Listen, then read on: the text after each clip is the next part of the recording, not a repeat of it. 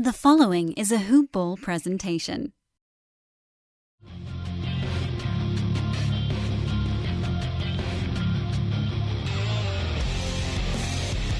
Welcome to the Fantasy NBA Today podcast.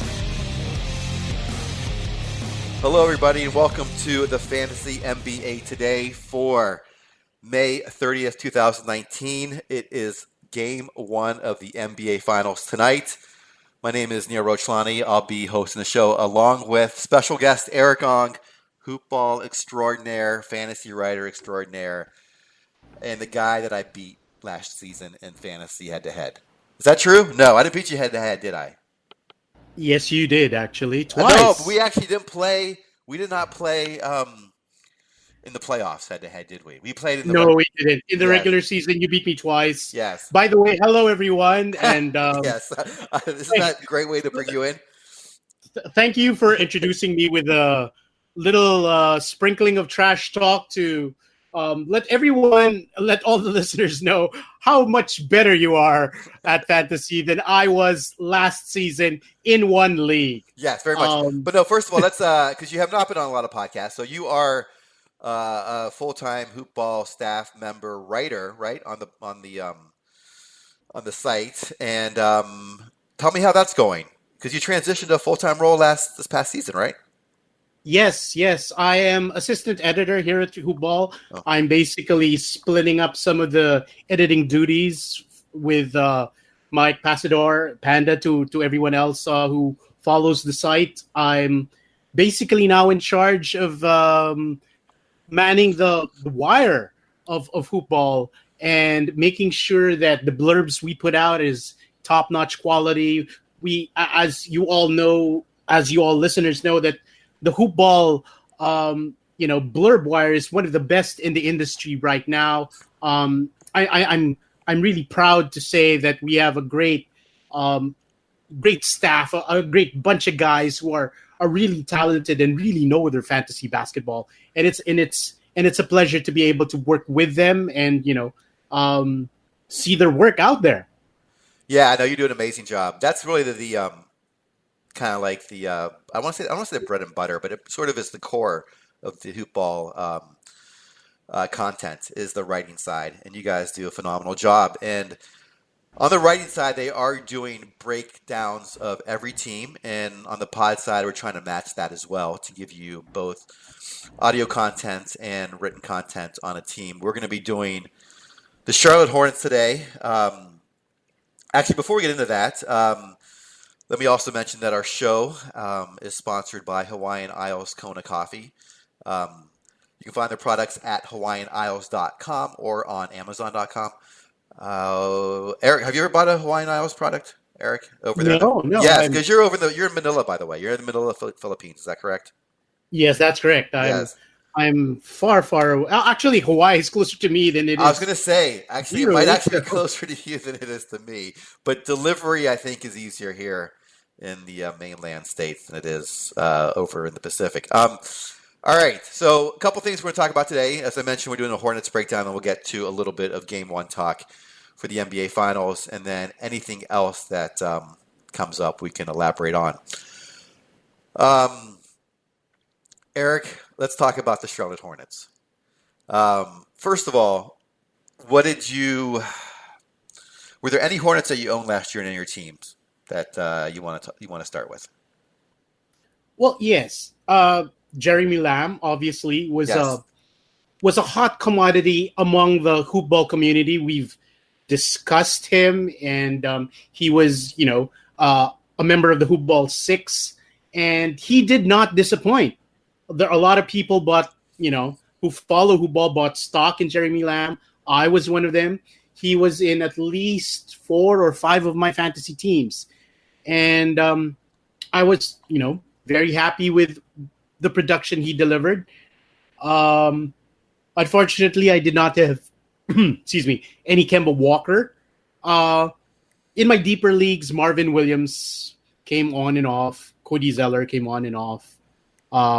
But that was sadly pretty much it as far as my investment in Hornets stock were concerned in my fantasy teams. How about you? Yeah, let me just back up again and explain that. So so Aaron Bruschi does his rankings along with, I believe, other staff there. Were you involved with the rankings this past year? No, no. Okay. The Brewski 150 The is just Bruschi 150. literally, Yeah, that's kind yeah, of that's our main product. Of By the way, for people who are interested in premium subscription for next season, the Brewski 150 is Aaron Brewski, the founder of Hoopball, has this top 150 players that he really works hard on to come up with these amazing rankings that a lot of people will give testimonials to that have led to fantasy basketball success in their leagues. So that's pretty much the skeleton of what hoopball is based around. And yeah, that's just Aaron right there. Yeah, and he does. And every year, I believe it's a hoop ball 6, right? It's just he has 6 special guys that he points out. And as you noted, Jeremy Lamb was one of those guys in last year's draft guide. Is that correct? That is correct. Okay, yes. So I did own Jeremy Lamb. Coincidentally, I actually did not see the hoop ball 6 when I drafted him. I saw it afterwards, and I just happened to be on the same page. Lamb was good. He was fine. I might have overreached for him, so I think he kind of panned out right where I expected him to. He didn't really provide too much value for me. His minutes were a little bit lower than I expected. He only played 28 minutes a game last year. I thought he would be more of the C.J. McCollum, if you will, to Kemba Walker, and be sort of like the number 2 guy out there. And it didn't really seem to go that way for him. He did fine. I'm glad I got him, but he was not as good as I expected him. I expected him to be a top 50 guy last year, and obviously that did not occur. Right now, I don't think he's signed for next season, so we don't know if he's going to be back with the Hornets. First of all, do you have any idea of what Jeremy Lamb's future might hold in terms of teams? I have no idea. I have no idea, but if I were in the shoes of the Hornets front office, I would do everything in my power to keep the guy. He's still young. He's still coming off a breakout season, and they could probably use his very versatile game because Lamb makes an impact on both ends of the floor. He can score, he can defend, he can shoot the 3. He pretty much does everything, and it's that kind of player who can contribute in multiple areas that would be great to build around, especially if they have an elite scorer like Kemba Walker who may or may not still be with the team. Yeah, I mean, maybe we should have started there, but I kind of steered us to Lamb. Let's go to so Lamb, let's say he signs with Charlotte. Let's just go on that supposition. Obviously, it's going to depend on whether or not Kemba's still there, how you rank him. But just as a player, do you think he's still getting better, or do you think he's kind of? I think he's still getting better. I think he's still improving. I think he was very much underutilized last year. I think the team was much better with him on the court. So I think he is going to have a bigger role, whether or not Kemba is back or not. So I think his value is going to be higher next year. What are your thoughts on that? I agree as well. I think Lamb has not hit his full ceiling, so to speak. There were spots when I was, watching the box scores, etc., when the team would use Malik Monk in certain spots because they saw that Monk was hot, etc. They sat Lamb. Beyond those isolated games, most of the time when Lamb's on the floor, Lamb does well, and generally so does the team as a whole. My question is whether or not the Hornets will be able to finally pick someone between the two of them and go with that one guy and give him free reign to do what he does, because there was a time that there was a bit of a timeshare between the two, and that ate into some of Lamb's opportunities in certain games, and that was a bit disappointing.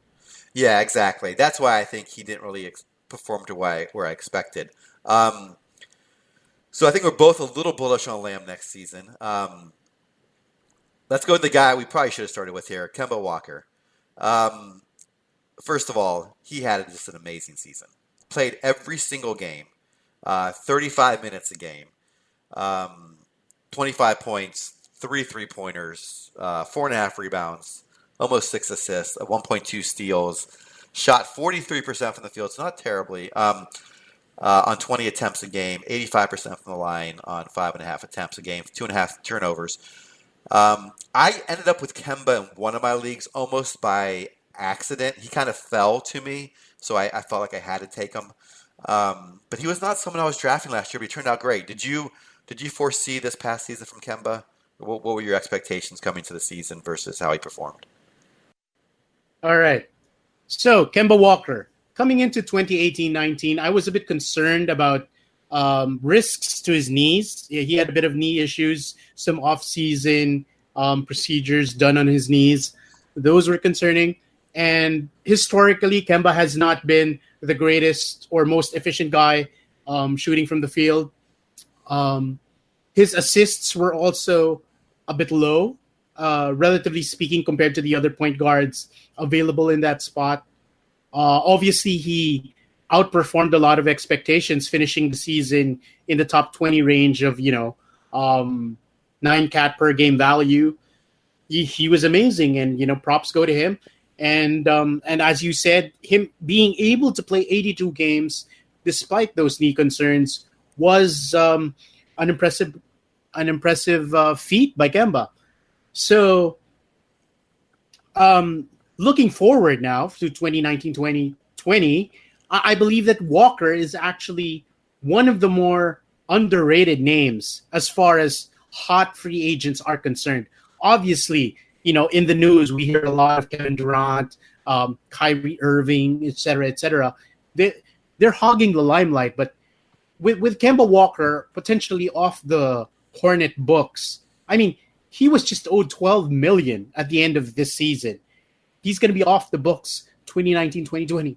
But considering his production, any team that has its sights set on an NBA title could use, a prolific scorer and, point guard in Kemba Walker. So what are your thoughts? I think he's an X-factor kind of ad as far as free agency is concerned. Yeah, I mean, I believe Charlotte can, offer him more money than anyone else, if I understand contracts. So that would be perhaps if we were trying to figure out where he's going to end up. I think Charlotte obviously has to still be on there because of that possibility. He may want to get out of there, though. Like you said, he's a great player who is not who championship teams or better teams probably want, and he hasn't been on much of a winning team since his career started. So he may want to change venues. I don't know. So I hate to kind of project him out not knowing where he's going to be, because for me it's very dependent on whether or not he stays in Charlotte. Like this ranking around, let's just say 20th, is where I have him an 8 cat on a per game basis. I don't think he can get better than that. I think this is kind of his ceiling. So I'm probably going to value him closer to 25 to 30 next year. Let's say he stays in Charlotte. If he goes somewhere else, it will really depend on who's around him, on how I project out his stats and then ultimately his ranking. Is it going to be? Are you going to rank him, you think, very differently depending on where he ends up? Yeah, of course. I mean, if he goes on a stacked team, because if you look at the Hornets, there weren't really any, great players on that team aside from Walker last season, and that's why they ended up finishing, with a 39-43 record. Very disappointing. They had a shot, obviously, at sliding into that 8th spot for the playoffs, but they fell short by at least a few games. And I think a big cause of that is that they were struggling at the start of the season. I mean, this is a post-mortem where we're doing some kind of season review. I'd just like to throw in my input on why they were struggling. Oh, yeah, go ahead. A part of that, my observations are concerned. I have to point the finger a bit at Nick Batum, because he was supposed to be, that flexible guy who was able to slide over to that small forward spot, create some great mismatches. But unfortunately, he was floundering early on, and it was only late into the season, post All-Star break, I believe, that Batum was able to find his flow after moving back to the shooting guard spot. And I think it was that failed experiment on their part that led to some losses that probably shouldn't have been there if they were playing Batum at his regular, position that he was used to. And frankly speaking, he is the single heaviest, contract as far as cap space burden is concerned. He's going to be owed more or less 25.5 million coming into 2019, 2020, and another 27 million 2020, 2021. Obviously, it's an ugly contract given his performance. He's not going to be an easy player to trade away. And the thing is, if you're putting yourself in Kemba Walker's shoes, how much change can he reasonably expect the Hornets to make for next season? Are they going to be able to be a playoff team in the East again? It's a big question mark. I think Walker may want to be with a stronger contender, and he will have a pick of almost any team that comes in as a suitor for his services. Yeah, I think this comes down to whether he wants to be the face of that franchise and maybe get a little more money from them, or he wants to go somewhere else and compete at a higher level. It's hard. I'm smelling a sign and trade, buddy. What's that? I think that's a sign and trade deal because obviously the Hornets, as you mentioned, can offer him the most money. Yeah. But they don't want him to walk away for free. They want to get some assets in return and, still build on what they already have. So I expect and I foresee a potential sign and trade with Walker.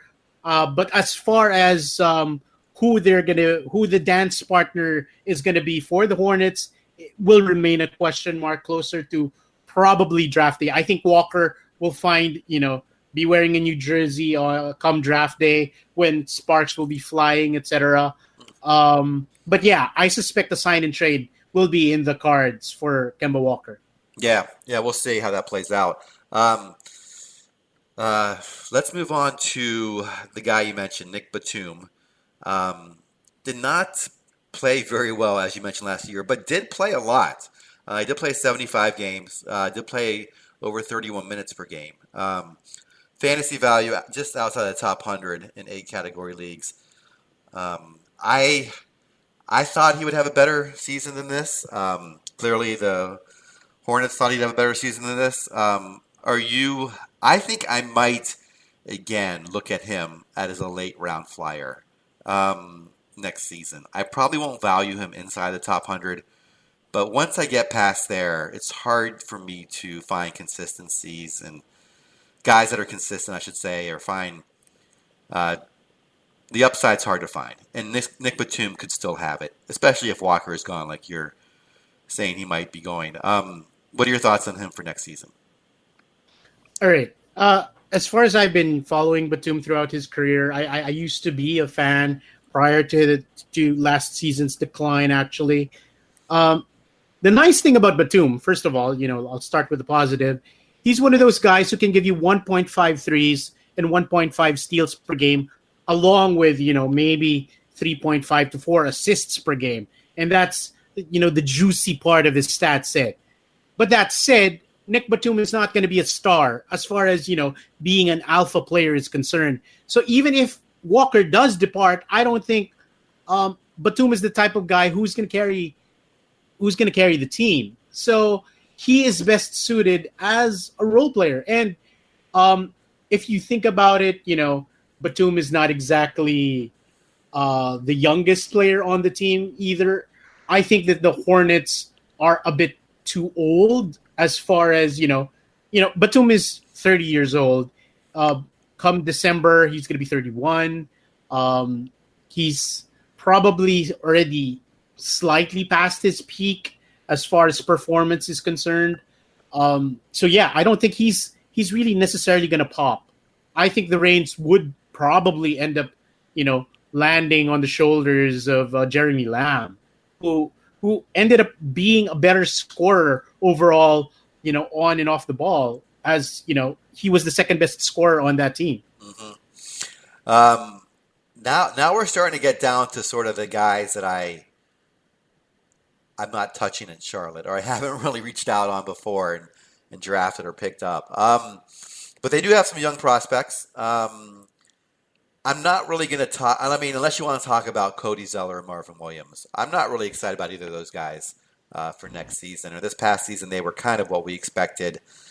Low end starting fantasy value, but pretty much boring guys. Marvin Williams did have a stretch there. We did okay. Cody Zeller was out for a lot of the season. Before I just dust those guys off, do you want to talk about them at all, or do you have any thoughts on them? Well, yeah, I do. I mean, as in retrospect, there were, I was hoping that some of those big men who remained in Charlotte post Dwight Howard departure would be able to step up and see a bump in production, which obviously, didn't really happen. Guys like Willie Hernan Gomez, maybe even Frank Kaminsky, just a little bump in value was something that I was hoping to see. Obviously, they pretty much failed. Hernan Gomez was pretty much in the doghouse for a lot of the seasons, seeing only 58 games. A lot of those missed games were not due to injury, but due to DNP CD, coach's decision. And Zeller, who was their best big man, was hobbled by injuries. I think that the failure of the team to properly execute a big man by committee approach post Howard departure was also a contributing factor of why the team, didn't do so well. Because what happened was that, the team went ultra small, as in quotes, as far as play style. They wanted to push the pace, they were running, etc. But if you take a look at their stable of big men, Zeller is not exactly a small ball kind of big man. Neither is Bismack Biyombo. All of these are, in quotes, lumbering, more traditional kind of big men. They're not true stretch fives who can run the floor, shoot the three, and block shots. So they didn't really have the tools, as far as players are in the low post, to be able to transition into a up-tempo style team to the degree that they were trying to do it. And it ended up falling flat. And that's why they committed so many turnovers, etc. And that just, again, led to games lost, which probably shouldn't have been. Yeah, I'm glad you brought up the Kaminsky and Hernan Gomez and Biyombo. I forgot about those guys, actually.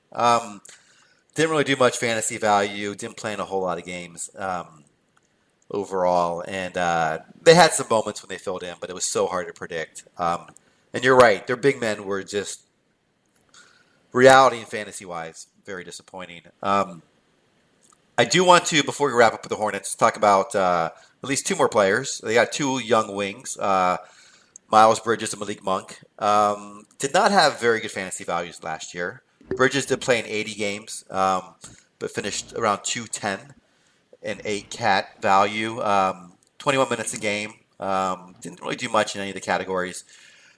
Monk played in 73 games, played about 17 minutes a game. Again, had about 9 points, 1.5 threes, not much in the other categories. How are you going to evaluate these guys for next season? Are they going to be on your radar? Are they going to be guys you kind of watch in preseason? Or any thoughts on these guys heading into next year? All right. I'm actually kind of confused as to why there's reasonably large support for Malik Monk coming from the organization. I just don't see it. I don't see the potential. They see him as a potentially prolific scorer. But as far as I'm concerned, Malik Monk, as a guard, as a swing, does not do enough on defense. Yeah, 0.5 steals per game, and even his his impact that doesn't show up on the box scores isn't really that big. And to me, if you're going to be a guard who does not defend well, you should score well, or score a lot. The thing about Monk is he's very streaky. Those games that he supplanted Jeremy Lamb's minutes were games that he caught fire. But then Monk is just not consistent enough to be somebody you as a team can trust. I mean, the guy shot like 38% from the field, and that's simply not going to do, especially if you have to be a more efficient scorer, especially when you're running at the faster pace, trying to push the tempo, because you're going to go for a lot of possessions. And in the end, despite having more possessions, if you're not going to convert those into made shots, you're not going to put up, points on the board. And he's not going to work that way. Going to Bridges, he's more of I believe the scouting report was, a versatile 3-and-D guy. He showed some promise as far as his unselfish athleticism is concerned. He's able to be a body at the right spots, but I think that he still has a bit to grow. I think Bridges might be able to crack the top 150 later on. He finished top, closer to the top 200, but in the future, he's somebody I'm looking at. So I'm more high on Bridges, basically. Yeah, so Bridges, I'm sorry, just to summarize, so Bridges maybe for a deeper league, and then Monk you're kind of avoiding as of now. Exactly. Yeah. Thank you. Yeah. No, that's great. I don't know enough about Charlotte in terms of watching them to know how Monk looks. Obviously, the percentages were bad for him, and he's had an extra year of experience, and you would think he would have shot better last year based on that, but it did not work out. Bridges, I agree with you, is the more promising young player. Fantasy-wise, I'm not sure where the organization's going, so I'd have to kind of see how things shake out preseason a bit before I get ahead of myself on drafting those guys in deeper leagues.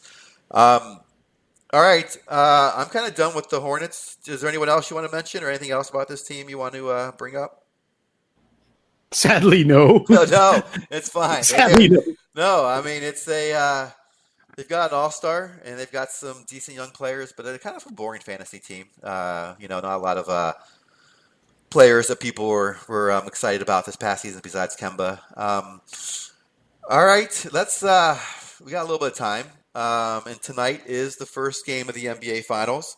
We've got LeBron is not in the finals. Golden State is. Kyle Lowry and I was going to say Kawhi Leonard are in the finals. First of all, who you rooting for? Do you have a preference on who wins? I have a preference. Probably the Warriors. Oh, you want the Warriors. Interesting. Yeah, I do not belong to those 47 other states in America that are cheering for the Toronto Raptors. So I'm not part of the We the North America bandwagon. I'm sure you've read that article or seen that headline at least. Yeah. As far as sentiment is concerned, the Warriors are actually underdogs. People want to see them lose. I don't think I just like to see them wrap up their dynasty and end on a high note, because as far as I'm concerned, my belief is that dynasty is ending after this season. Yeah. That's for sure. Okay, they're breaking up. I don't think they have I think that the NBA landscape is going to change so drastically coming, this offseason that, things are, the boat's going to get rocked. And I think that the Warriors will finally find themselves off keel when the playoffs come around, and teams are look differently and are better prepared to handle them. But I think Steph Curry is going to be able to carry them while Kevin Durant is still on the mend, and even if KD returns, he's just an added bonus. Even DeMarcus Cousins, who I believe is listed as questionable coming into tonight's game. We still may see some DMC later on if this series drags on. But how about you? Are you cheering for the Raptors? I am cheering so hard for the Raptors. Yes, I am part of the North. You know what? No, I actually like this version of the Warriors. If Kevin Durant is not on the team, which he's obviously not playing Game 1, he's traveling with the team, so maybe there's that slight chance he plays Game 2, but not looking like that either. Who knows when or if he'll play this series. I like the Warriors I love watching them play. Like stylistically without Durant, I think they're a very beautiful team to watch. But I tend to root for the underdog. And I really like Lowry. I just love his heart. I know Leonard's obviously by far their best player and the whole reason why they're here. And who knows what's going to happen next season? And we'll have to have an MJ-like performance for them to win. But I'm just happy for Lowry. He's one of my favorite players. I'm glad he's got here. I think he's got a lot of heart. And I don't know. I like to see Toronto win. I love Gasol too. So those two guys are kind of why I'm pulling for the Raptors. Fair enough. As far as my head, who would you say is the best player in this series? I know you said Leonard is the best player on the Raptors, but who would you say is the best player in the series?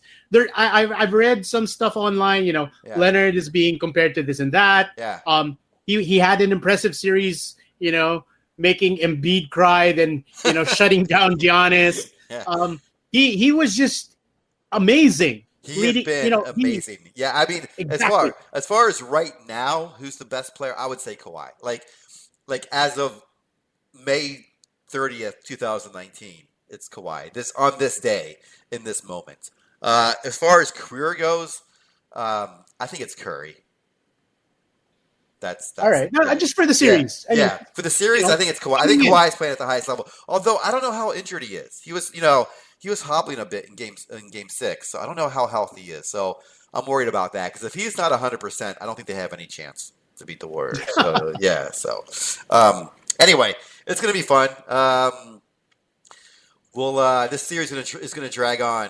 It's like every third day is a game, so we've got plenty of other times to talk about this. You want to make a prediction for the series, or do you want to leave it at that? No, I'm willing to throw. Yeah. I say Warriors in 5. Yeah, I think I hit the nail, right? That's what I was going to say. Warriors in 5 or 6. Yeah. I mean, I want Toronto and I want Toronto, but I think it's going to be close. I mean, I know where your heart's at, but you gotta face reality. The Warriors really have to mess up bad. I mean, it's their championship to lose, is what I'm trying to say. And I think just to throw on some more fuel to that fire about KD, about the Warriors playing better without KD, et cetera, and throw my 2 cents. I was a fan of the pre-KD Warriors. Mm-hmm. And now that KD is, missing in action on the sidelines with his calf injury, etc., they're playing the way they were playing before KD. And what that is very unselfish basketball because they had to be a great team in order to win. The moment KD was added and they had that so much extra firepower, it didn't necessarily need to be as unselfish because they could count on him to carry the team for scoring when Curry had an off night. But back then, prior to KD, when Curry had an off night, you had to see Draymond Green or Klay Thompson or even Andre Iguodala, obviously, who is amazing. Okay, I probably am as excited for Andre Iguodala right now, considering his career is winding to a close very impressively, though, that he is Mr. Playoffs, man. I mean, this is the guy who really gave LeBron James headaches despite his age and his lack of playing time throughout the regular season. They literally just save him for the playoffs, right? And I think Andre Iguodala might just have it in him to slow down Kawhi Leonard's, on the, be able to maybe not stop Kawhi, but give Kawhi enough of a taste of his own medicine on defense that, it's enough for it to give that Warriors that edge. Yeah, they've got a lot of good players, a lot of depth, and we'll see. I think you're right. I think if both teams just go out and try to play their own game, I think it's the Warriors to lose. I think the Raptors are going to have to really do something unique to beat them. I'm really hoping Kawhi defends Curry for part of the series. I know it's going to tire him out a lot, but I think yeah. But if everything can go through Curry, like you said, and they can flow that way, they're kind of unstoppable on the offensive end. So we'll see. True. Yeah. Anyway, Erik, I'm going to wrap this up and sign off. Thanks so much for joining me. What's your Twitter handle again? I'm sorry. I DM you, but I don't even notice what I DM too. So can you tell everyone where they can find you? Well, that's all right. First of all, thanks for having me on. Yeah. Thank you, listeners, for spending this time with us. Catch me on Twitter at Fantasy Hoopla. That's HOOPLA. Feel free to hit me up anytime you want to chat about fantasy basketball. I'm always willing to throw in, my 2 cents and bits of advice. Yeah, hit up Erik anytime. You can also find his writing on hoop-ball.com, along with all the other great writers there. You can find me on Twitter at Ball with Neil, BALLWITHNEIL. Anytime you would like to ask a question or have a comment, have feedback, please find me there. And then once again, our sponsor is Hawaiian Isles Kona Coffee. They are located at hawaiianisles.com, or you can find them at amazon.com. And with that, Adrian Benjamins will be back for tomorrow. Thanks for listening.